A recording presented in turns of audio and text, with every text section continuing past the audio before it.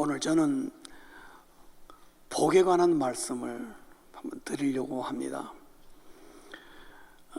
복이라 얘기할 때에 지금 기복신앙의 위험성이 있기 때문에 쉽게 말하기가 되지 않겠습니다만은, 또 너무 기복신앙을 거절하여서 복이란 말만 들어도 이렇게 거부 반응을 보이는 분도 있을 것 같아서 말씀을 드리는데, 기복과 기복신앙에는 분명히 차이가 있습니다. 성경을 보시면은 기복적인 내용들이 굉장히 많이 나와 있습니다. 생각보다는. 기복이라는 말은 복을 빈다, 복을 기원하는, 오늘 우리가 읽은 본문도 그와 같은 본문에 속한다고 볼 수가 있겠습니다. 기복신앙이라는 건 무슨 말인가 하면은, 하나님이 빠져버리고 내가 교회에 나오고 예수 믿는 이유는 오직 복받기 위함이다, 그런 사고, 그런 신앙적인 태도가 기복신앙이고, 그것은 우리가 배격해야 되고 그건 잘못된 것입니다. 하나님이 빠진 복은 아무런 의미가 없는 것입니다. 그래서 오늘 이 말씀을 통해서 기복적인 말씀이지만은 이 말씀이 우리에게 어떤 메시지를 주고 있는가, 복에 관한 메시지를 주겠죠. 그러나 이 말씀은 꼭 복뿐만 아니라 그게 관련된 내용들이 포함되어 있습니다. 오늘 우리가 읽은 9절, 10절, 11절, 12절 말씀은 시편 81편의 한가운데에 들어가 있는 하나의 찬양시입니다. 그런데 오늘 우리가 읽은 이 본문은 보면은 미완성의 복이다, 참 아쉬운 복이다라고 볼 수 있습니다. 왜냐하면은 절마다 그 내용이 부정문이거나 아니면 부정적으로 끝나는 걸 볼 수가 있습니다. 9절도 말지어다, 10절도 보면은 마지막에 하였으나, 이 말이 품는 뉘앙스가 부정적인 것이죠. 11절을 뭐랍니까? 원하지 아니하였도다, 부정문이죠. 12절도 보면은 부정적입니다. 특별히 하나님이 버려둔다는 말은요, 하나님 입장에서 이 말씀이 나올 때는 굉장히 이게 사실은 저주스러운 말씀이라고 볼 수가 있습니다. 근데 이 내용은 10절을 보면은 분명히 하나님의 복이 담겨 있는 내용입니다. 내 입을 크게 열라, 그러면 채우겠다, 그 말씀이거든요. 그거는 말 그대로 복에 관한 말씀이죠. 근데 내용은 보면 부정적이에요. 그 말은 이스라엘 백성들이 이 복의 메시지를 들었으나 이 복을 받지 못했다는 말이죠. 왜 그랬을까요? 왜 이스라엘은 하나님이 복을 주겠다는데도 못 받았는가? 그겁니다. 왜 그러냐면은 하나님의 거듭되는 복의 약속을 결국 오늘 본문을 보면 외면했다는 거예요. 11절 12절 우리 한번 보시겠습니다. 합독하겠습니다. 시작. 내 백성이 내 소리를 듣지 아니하,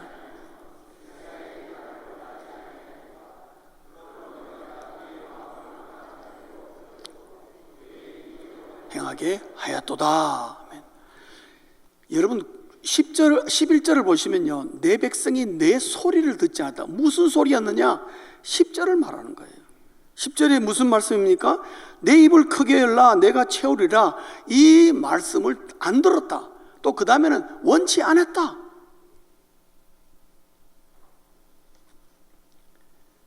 그러니까 12절에 가면 결국은 하나님께서도 그들이 원하는 대로 그냥 놔둬버렸다는 것입니다. 왜 그랬었을까? 문제는 9절에서 나올 수 있습니다. 9절을 한번 보겠습니다. 함께 읽겠습니다. 시작. 너희 중에 다른 신을 두지 말며 이방 신에게 절하지 말지어다. 아멘. 오늘 여기 다른 신이란 또 이방 신에 대한 얘기가 두 번이나 반복됩니다. 그러면서 다시 말하면 우상을 섬기지 말라는 거죠. 그러면 이 말을 우리가 종합하면은 이렇습니다. 왜 이스라엘 백성이 하나님이 복을 주겠다는데 왜 복을 못 받았느냐? 그 이유는 이스라엘 백성은 하나님만 믿지 않았다는 겁니다.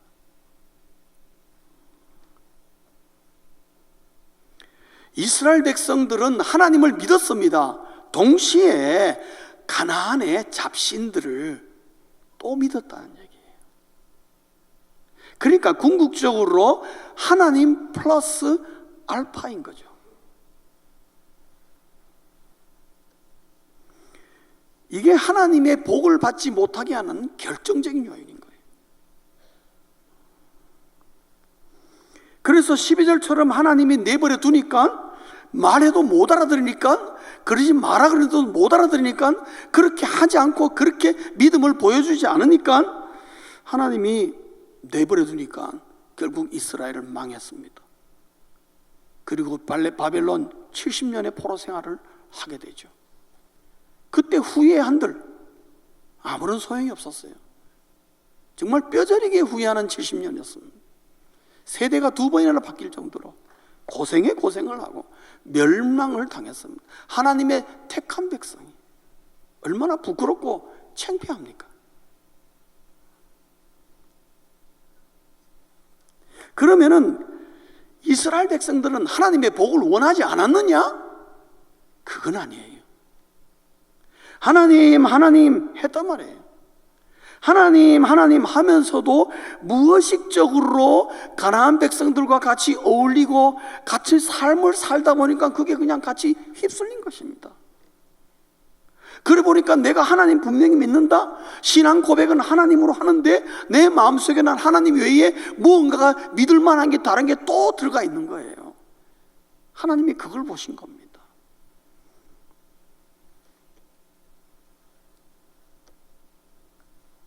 그러면 우리가 오늘 10절 말씀을 볼 때에 오늘 나 자신이 하나님만을 믿는다면은 이 내 입을 크게 열라 내가 채우리라는 이 복의 약속의 말씀이 나에게 임할 것인가? Yes, 임하는 것입니다. 그럼 우리의 숙제는 뭐냐 하면은 하나님만을 믿는 것이에요. 성도님 여러분, 하나님만을 믿으십니까? 정말입니까? 하나님만을 믿으십니까? 하나님 외에 다른 것을 믿지 않으십니까?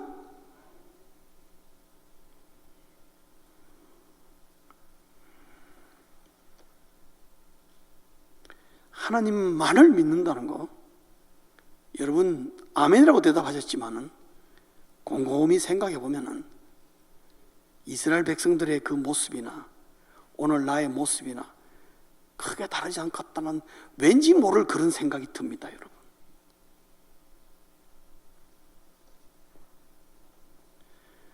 하나님께 새벽에 나와서 원하는 바가 있어 하나님께 기도 제목 가지고 막 기도합니다. 그런데 세상 속에 나가서 직장이나 사업이나 막 살다 보니까 그 문제 이래 하면 너무너무 좋은데 왜 이래 해보지, 이런 말 저런 말 들립니다. 그럼 어떻게 되죠? 그런가 하고 그래 해보는 거죠. 그게 뭡니까? 하나님 외에 플러스 알파를 내가 믿게 되는 과정이에요. 이스라엘 백성도 그렇게 된 겁니다. 하나님을 거부한 게 아니에요. 하나님 믿었는데 옆에서 이렇게 이번에 이래 하니까 저분 이렇게 하니까 좋은데 저희 가서 저라고 저희가 사니까 저렇게 잘 되대. 그러니까 어떻게 해요? 나도 아쉬우니까 어떻게 해요? 그래 볼까나 하고 가보는 겁니다, 여러분. 그러다가 마음이 뺏기는 것입니다. 다시 한번 물을게요. 여러분 하나님만 믿으십니까? 꼭 그러시기를 소원합니다. 오늘 이 말씀의 가장 중요한 전제는 뭐냐? 하나님만을 믿느냐 하는 것입니다. 오늘날 우리는 하나님만을 믿는 데에 방해하는 요소들을 많이 가지고 있습니다. 첫째가 뭐냐면 우리가 가지고 있는 지식입니다. 이 지식 때문에 우리가 하나님 말씀대로 살지 못하고 불순종하는 경우가 흔히 있습니다. 또 하나는 우리에게 갖고 있는 경험입니다. 선경험. 내가 해봤다는 거지, 안 되더라는 거지. 그렇게 하면 안 된다고 생각하는 겁니다. 그 생각이 하나님의 복을 가로막아버리는, 하나님을 믿는 믿음을 상쇄해버립니다. 오히려 내 경험을 더 믿게 되는 것입니다. 하나님도 어떻게 할 수 없다는 생각을 가지는 것입니다. 이게 하나님 플러스 알파입니다. 여러분이 가지고 있는 돈입니다. 돈으로 무엇이든지 해결하려고 할 때에 그는 하나님보다 돈을 어쩌면 더 믿는지도 몰라요. 돈이 중요하죠. 그러나 돈이 다가 아닙니다. 여러분. 급박한 현실입니다. 우리의 믿음을 방해할 수 있는 게. 발등에 불이 떨어졌습니다. 오늘 내로 뭔가 해결 봐야 됩니다. 그럴 때에 말이죠, 우리가 하나님 바라기보다는 그때는 오히려 세상적인 수단 방법을 동원하려고 하는 그 모습은 하나님 플러스 알파의 믿음을 보이는 모습입니다. 이렇게 생각해 볼 때에 여러분이 사시면서 정말 하나님만 믿으십니까? 이렇게 줄어들 줄 알았어요. 솔직히 얘기했어요. 하나님 믿는다고 하나님 주여 주여 하면서 사이드로 뭐 좋은 게 있다면 다 듣고 다 해보고 온다고. 그게 뭐냐면요, 믿음이 가니까 그 일을 하는 겁니다. 여러분, 친구의 조언, 사람의 어떤 그런 충고 좋죠. 들어야 될 필요가 있죠. 그러나 여러분, 사람과 나에게 주변의 환경과 돈을 믿는다는 것은 어리석은 것입니다. 여러분, 사람 믿지 마십시오. 목사도 믿지 마세요. 사람은 모두 다 사랑의 대상입니다. 사랑하는 대상이지 믿음의 대상은 우리에게는 하나밖에 없어요. 여러분, 우리 믿음의 대상 누굴까요? 하나님밖에 없어요. 그런데 이스라엘 백성들을 머리로는 다 알면서도 실질적으로는 하나님만 믿는 게 아니라 세상에 나가서 이런저런 걸 믿는 게 너무너무 많은 거예요. 그래서 세상 수단 방법 가지고 막 일만 해결되면 됐다는 생각으로 그렇게 행할 때가 적지 않다면 이스라엘 백성과 우리와 다를 바가 무엇인가 하는 거죠. 오늘 여러분 10절을 보시면은 하나님이 그럴 줄 알고 이렇게 말씀하신 거예요. 10절 한번 읽어보겠습니다. 시작. 애굽 땅에서 인도하여 낸 여호와 내 하나님이니 내 입을 크게 열라 내가 채우리라 하였으나, 내 입을 크게 열라 내가 채우리라 하기 전에 먼저 무슨 말을 하고 있습니까? 나는 너를 애굽 땅에서 인도하여 낸 여호와 내 하나님이다. 하나님이 하나님 자신을 수식하고 있어요. 뭐냐? 출애굽시켰던 그 하나님이다. 이스라엘 백성들은 출애굽을 잊지 못합니다. 그건 전승을 통해서 결코 잊지 못합니다. 여러분도 아시죠? 출애굽기에 보시면 출애굽이 어떤 것인가? 세계를 호령하던 바로도 하나님 앞에 꼼짝 못했습니다. 자기의 자랑했던 그 막강한 기마부대가 700승의 기마부대가 홍해 바다에 그냥 수장당했습니다. 굴복한 거예요. 당할 수가 없는 분이었어요. 그 하나님을 이스라엘 백성들이 목격한 것입니다. 그리고 후손들에게 얘기했습니다. 우리가 믿는 여호와 하나님은 이런 하나님이다. 그래서 여기도 그 얘기를 하는 것입니다. 애굽 땅에서 인도하는 여호와 내 하나님이다. 이 말은 뭐냐면은 하나님의 신용카드예요. 이스라엘 백성들이 하나님의 말을 믿어도 된다는 겁니까? 안 믿어도 된다는 겁니까? 충분히 하나님만을 믿어도 충분한 가치가 있는 분이라는 겁니다. 하나님 외에 다른 거 믿을 필요 없다는 것입니다. 왜? 출애굽을 인도하셨던 그 하나님이 나를 입을 열면은 채우겠다는데 그 약속을 세상에 그 무슨 약속과 비교할 수 있겠느냐는 거죠. 그런데도 이스라엘 백성이 못 알아들은 겁니다. 오늘 우리는 알아들을 수 있기를 간절히 소원합니다. 출애굽을 인도하셨던 그 여호와 하나님이 오늘의 우리가 믿는 하나님 맞습니까? 그 하나님 맞아요? 그 하나님이잖아요. 그 하나님이 오늘 10절에서 똑같은 말씀을 합니다. 말씀하시기를 내 입을 크게 열라 내가 채우리라.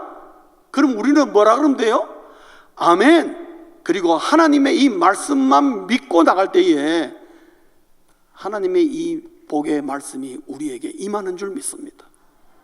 그래서 중요한 것은 하나님만을 믿는다는 거. 굉장히 그렇게 할 수 있겠느냐는 거죠. 그것이 전제되지 않는다면 그 다음 제 설교는 별 의미가 없어요.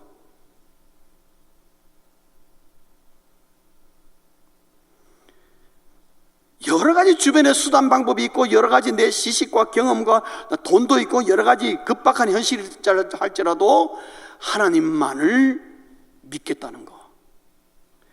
그 믿음으로 하나님께 입을 열어서 내 연 입으로 하나님이 채우시는 것을 반드시 내가 보고야 말겠다는 그 의지, 결단이 우리에게 오늘 먼저 필요한 것입니다. 하나님만을 믿으시기를 주의 이름으로 축원합니다. 나머지는 다 사랑하세요. 사랑하시면 돼요. 하나님을 다 하나님만을 믿기로 다 약속한 줄 믿고 계속 말씀을 이어가겠습니다. 그래도 되겠습니까? 아멘요? 예. 오늘 본문 10절을 보시면은 입을 열려면 크게 열어라는 것입니다. 그지요? 입을 열려면 크게 열어라. 하나님 말씀하시기를 내 입을 어떻게 해요? 조그만하게 열라 그렇지 않고 어떻게 해요? 크게 열라. 하나님이 크게 열라면 우리도 어떻게 해요? 크게 열어야지요. 턱뼈가 빠질 정도로 크게 열어야지.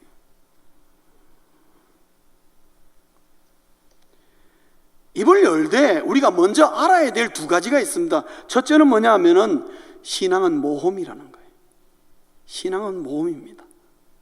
그 말은 무슨 말이냐?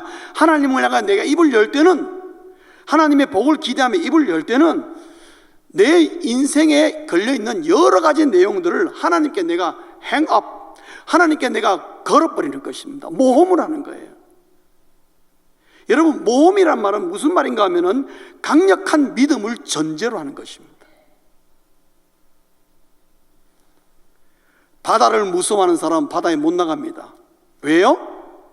바다를 믿을 수가 없기 때문에 그렇습니다. 그래서 수영을 못 합니다.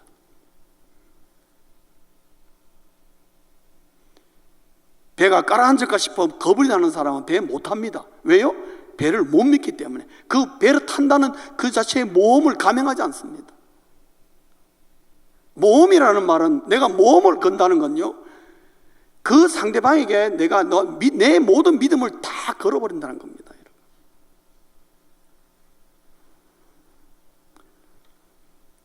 하나님만을 믿고 내가 입을 크게 연다는 이 말은 무슨 말인가 하면 하나님 앞에 내 모든 것을 건다는 거예요. 그래서 신앙은 모험입니다. 믿음을 전제, 강력한 믿음을 전제로 합니다.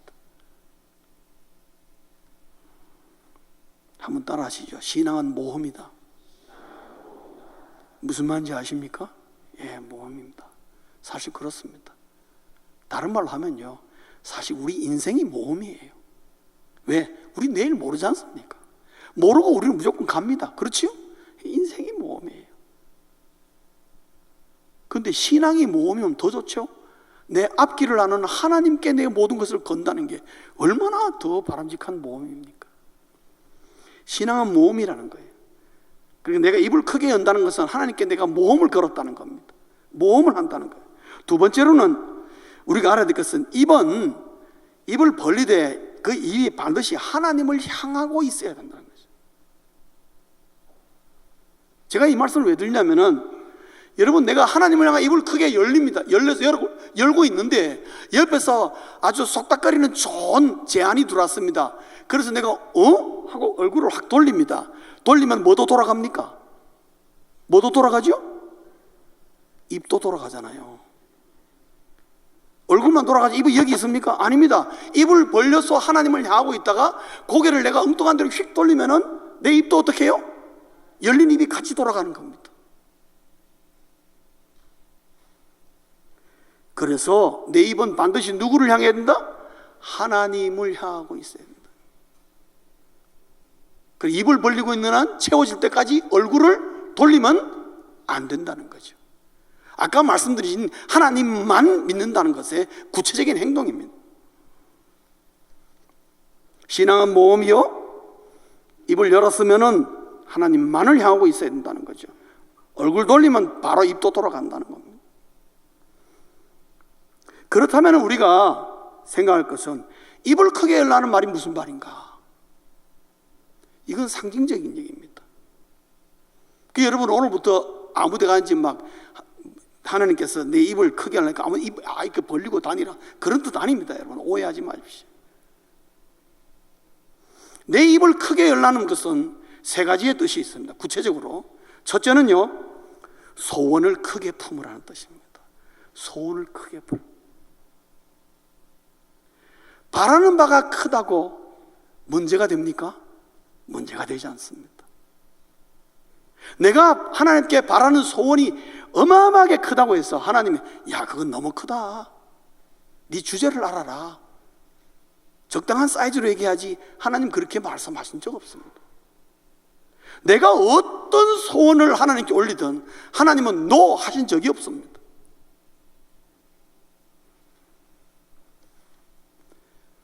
바라는 바가 크다고 문제가 되지 않습니다. 그러나 세 가지를 포함해야 돼요. 소원을 크게 품으라는, 품에 품는데 뭐를 품느냐? 세 가지. 첫째는요, 귀한 것을 품어야 됩니다. 귀한 것. 하나님도 끄떡끄떡하려고. 귀한 것을 품어야 돼요. 하나님도 주고 싶은 마음이 생기는 귀한 것 생각하셔야 돼요.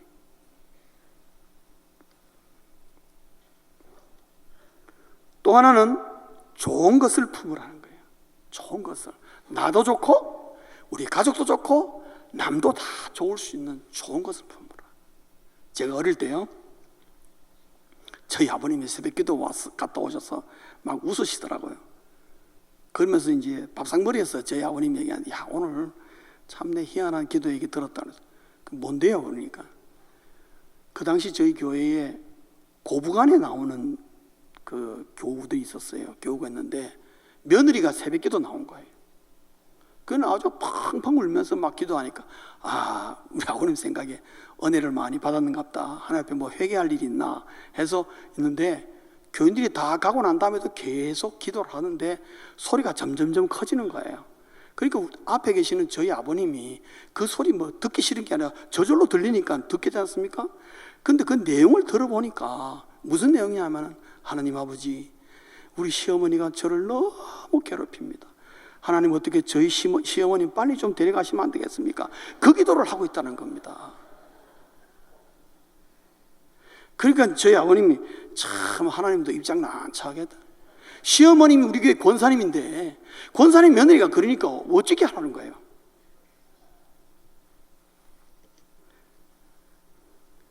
그건 좋은 게 아니에요. 그렇죠? 예. 그 시어머니 죽으라는 얘기 아닙니까?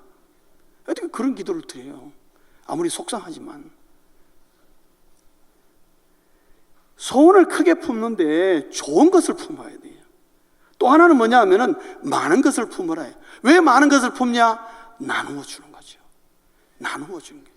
우리에게 아나바다처럼 서로 나누어 주는 거예요. 나누어 주는 거예요. 예수 믿는 사람은 나누어 줘야 돼요. 그러려면 어떻게 해요?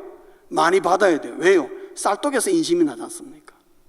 사람이 가진 것이 없으면은 나누어 주고 싶어도 못 나눠줘요.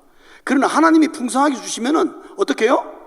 마음껏 나눠주시는 거죠. 부담 없이 나눠줄 수 있는 거죠. 그게 그리스도인의 그 아름다운 모습입니다. 하나님 아십니다. 그래서 소원을 크게 품으라. 그 대신에 귀한 것, 좋은 것, 많은 것을 품으라. 이게 뭐 하나님 잘못됐다고 말하는 거 없지 않습니까? 두 번째로는 소원을 구체적으로 설명하라는 뜻입니다. 소원을 구체적으로 설명하라. 누구한테? 하나님께. 왜 하나님 설명하나? 이러이러한 이유 때문에 하나님 원합니다. 왜 그것이라야 하느냐? 설명하시는 거예요. 왜 그만큼이라야 하느냐? 하나님께 설명하세요. 설명하십시오. 하나님이 우리에게 내가 하고자 하는 일, 내가 원하는 바에 대한 구체적인 설명 듣는 거 하나님 굉장히 기뻐하십니다. 말도 안 되는 것 같아도 하나님 아주 기쁘게 들으십니다. 제가 미국 가서 부동산을 좀 했습니다. 그래서 제가 서리 집사 때 부동산을 시작하면서 하나님께 기도했습니다. 하나님, 저는 이 교회에서 이 부동산을 하면서 제일 많은 11조를 제가 드리고 싶습니다. 그렇게 기도했어요. 그런데 그래 기도하니까 좀 구체적이 안 되잖아요. 그래서 가만 생각하니까 우리 교회에서 그 당시 1980 몇 년도니까요. 우리 교회에서 11조를 가장 많이 드리려면은 아마 한 1000불 정도 돼야 될 것 같다 생각이 들었어요. 그래서 그 다음에 가서 하나님께, 하나님 11조 1000불 드리게 해주세요. 제가 이 우리 교회에서 11조 가장 많이 드리는 사람이 되고 싶습니다. 그러면 1000불 드리려면 제 수입이 얼마가 돼야 돼요? 10,000불이 되는데, 그 당시 생각해 보니까 그 까마득한 얘기예요. 솔직히 말하면. 왜냐하면 그 당시에 정말 풀타임으로 직장에서 일하면은 한 달 수입이 얼마냐면은 1,500불을 넘어가지 않았어요. 2,000불 못 벌었어요. 그런데 결국 10,000불을 달라는 얘기 아니겠습니까? 그 어쨌든 11조 1,000불 하겠다고 했어요. 그런데 여러분, 하나님이 그거 들어주시는데 3개월 만에 들어주시더라고요. 3개월 만에. 저는 그때 너무너무 놀랐습니다. 하나님이 그 기도하고 난 다음부터 3개월 동안에 집을 사겠다는 사람들이 왜 그렇게 전화하고 몰려오는지요. 제가 아주 감당할 수 없을 정도로 몰려오는 거예요. 그래 그때 제가 일을 새벽 6시에 나가가지고 새벽 1시에 집에 들어왔습니다. 그렇게 쫓아다녀도 다 수용을 못할 정도로 하나님 보내주는데 하나님이 그렇게 역사하시고, 그래서 3개월 만에 제가 1,000불을 하나님께 드리지 않습니까? 그래 하나님 감사합니다. 역시 하나님이 우리 하나님이라고. 여러분, 그래 한번 해보시죠. 여러분의 수입 얼마를 하나님이 주시길 원하십니까? 구체적으로 한번 명세서를 들이밀으란 말이에요. 나 이렇게 해서 하나님 하고 싶습니다. 하나님 이렇게 좀 해주면 안 될까요? 그렇게 하는 거죠. 직장 마찬가지입니다. 내 상사가 나를 승급시키는 게 아니고 직장에 진급시키는 게 아니라 하나님이 나를 진급시킨다는 그 믿음을 철저하게 갖고 있어야 돼요. 그러면 어찌하더라도 됩니다, 여러분. 사업도 마찬가지입니다. 구체적으로 설명합니다. 은행 가가지고 융자 받겠다고 사업 설명서를 들이밀지 말고 그 전에 하나님께 먼저 내봐야 돼요. 하나님 이런 사업 이렇게 해서 이렇게 하고 싶습니다. 하나님 도와주십시오. 소원을 구체적으로 설명하라는 겁니다. 그리고 그 소원이 하나님께 영광이 된다는 것을 설명해 주는 겁니다. 이거 하나님께 영광 돌리게 됩니다. 하나님 도와주십시오. 세 번째로는 소원을 들고 간절히 기도하는 것이죠. 이건 제가 뭐 말 안 해도 압니다. 하나님은 주시지만 간절함을 꼭 보십니다. 주면 주시고 안 줘도 뭐 괜찮습니다. 그런 자세의 기도는요, 하나님이 응답할 리가 없습니다, 여러분. 그럴 필요 뭐 있습니까, 하나님? 하나님이 안 주시면은 나는 하나님의 이름 걸고 나는 자빠지는 겁니다. 뭐 하나님의 이름을 걸고 넘어진다 그래야 하나님이 야 이거 안 줬다면 큰일 나겠다, 뭐 그런 생각 들지 않겠습니까? 여러분, 그게 모험적인 신앙입니다. 더 좋은 것으로 하나님의 때에 주겠죠. 많은 사람들이 여기에서 그냥 멈추는 걸 많이 봤습니다. 기도하다가 한 달 기도하다가 안 되면은 그만 점점 입이 정말 점점 줄어들어 나중에 입이 다쳐버리는 거예요. 위축당하죠. 왜? 현실의 벽 때문에 부정적인 생각 이런 것들이 스물스물 들어오면서 입을 벌리고 있던 것을 나도 모르게 입을 닫고 기도를 멈춰버려. 아, 하나님이 이 기도 들어주지 않는갑다 생각하는 겁니다. 여러분, 기도 시작했으면 언제까지 기도해야 되죠? 언제까지요? 들어줄 때까지 하는 그 끈기가 있어야 돼요, 여러분. 한 달 기도하고 하나님이 아무래도 이거는 안 들어주신 것 같다 그렇게 생각하는 사람은 저는 정말 실망됩니다, 여러분. 남들은 3년도에 기도하고 5년도 기도하는데 그 정도의 집념과 의지를 하나님께 보여야 되지 않겠습니까? 저는 세 가지 말씀드렸습니다. 입을 크게 열라, 세 가지 의미라. 첫째는 뭐라고요? 소원을 크게 품어라. 두 번째로는 소원을 구체적으로 하나님께 설명하라. 세 번째로는 소원을 두고 간절히 기도하라. 여러분, 하나님은 우리가 기도 이렇게 안 해도 다 아십니다. 그렇습니까? 그렇습니다. 그럼에도 불구하고 왜 하나님은 이렇게 기도해 주길 원하시느냐? 그 이유는 하나님은 우상이 아니라는 겁니다. 하나님은 살아계시는 인격을 가지신, 우리와 대화가 가능한 인격을 가지고 계시는 살아계신 하나님이라는 거예요. 그럼 이런 구체적이고 이런 상세한 기도를 하나님께 올린다는 것은 뭐냐면은 하나님이 내 기도를 들으시고 내 기도에 응답하시고 살아계시는 하나님이라는 것을 내가 어떻게 해요? 인정하는 것입니다. 그래서 이렇게 기도하는 것입니다. 비나이다 비나이다, 그건 우상 앞에 하는 거. 일방적으로 아무데나 가서 그냥 비납니다, 이루어 주옵소서 하는 것은 그건 우상들에게 하는 거예요. 살아계신 하나님 앞에는 그래 기도하는 거 원치 않아요. 우상에게 하는 것처럼 기도하지 말라는 거예요. 나는 네 기도를 지금 듣고 있고 나는 너와 대화할 수 있고 살아계시는 나는 인격체다. 그러면 어떻게 해요? 기도 비나이다 비나이다 그런 마구잡이 기도하지 말고 구체적으로 기도해봐라. 간절함을 보여다오. 그리고 네 소원이 어느 정도냐 보여다오. 하나님은 그걸 보고 응답하시기를 원하시는 거죠. 우리가 믿는 하나님은 인격적인 하나님입니다. 살아계신 하나님입니다. 돌 깎아 세워놓은 그런 우상 아닙니다, 여러분.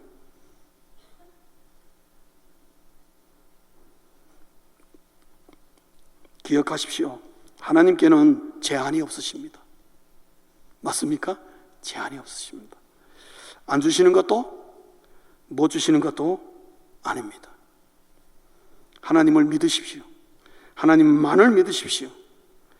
내 입이 하나님을 향하여 열리기만 하면 그 믿음 가진 자에게 하나님은 오늘도 주시는 분임을 믿습니다.